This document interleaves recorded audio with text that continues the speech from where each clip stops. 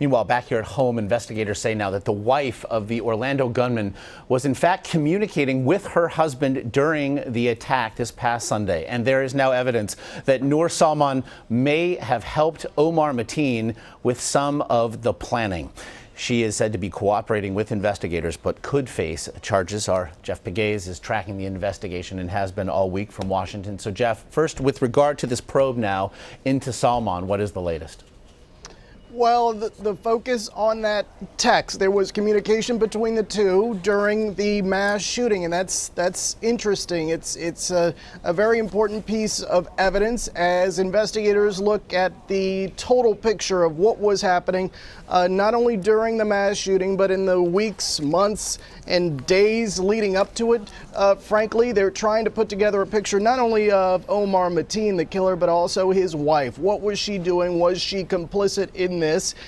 We know that there is evidence of her buying ammunition with him, driving with him as when he cased the nightclub. So there are pieces of this puzzle that are coming together, and they are finding evidence that she was with him along the way. Now, the problem is, how do you figure out what's in her head at the time? Was she a willing participant? Did she know that there was a time, place, target? And so that is problematic here as investigators try to build a case. How do they know that how did she know, or did she know that he was casing Disney World or casing the nightclub? So as they build their case, they're trying to figure out, well, what was in her head? So many of these details then are so chilling to hear forensically, as well as this one that we've now learned that Mateen had sought to buy body armor, military-grade body armor, prior to this attack. What more do we know? Well, he went to a gun store, and the gun store owner was very vocal yesterday in explaining how this incident happened. Mateen, according to the gun store owner, went there, attempted to buy body armor, bulk ammunition, and the gun shop refused to sell it to him. For them, it was a flag. It stood out. He was talking to someone on the phone. And so it raised some red flags for them. They say they contacted the FBI, but our sources are telling us they didn't have a name.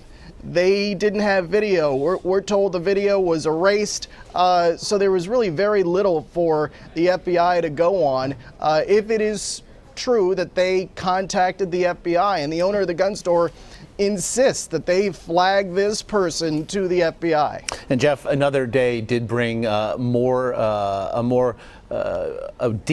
deepening look into the life of Omar Mateen. We learned more about his past. What was it? Well, it's troubling. Frankly, you look at the totality of his picture, you look back years into high school. He was suspended for 48 days from high school.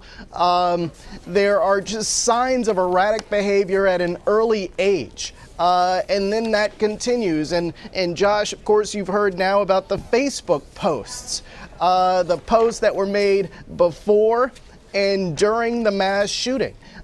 He was searching terms, Pulse Orlando, and this was during the mass shooting, according to our sources, and then searching shooting. So he is carrying out this shooting and then seeing if it's trending online. So you have a really disturbing picture of who this man was, tracing back years to the moments that this mass shooting was unfolding in Orlando. Certainly an intricate puzzle with more pieces revealed and to be revealed. Again, you're going to be on top of it all, as you have been. Jeff Pegues in Washington, we thank you for your time.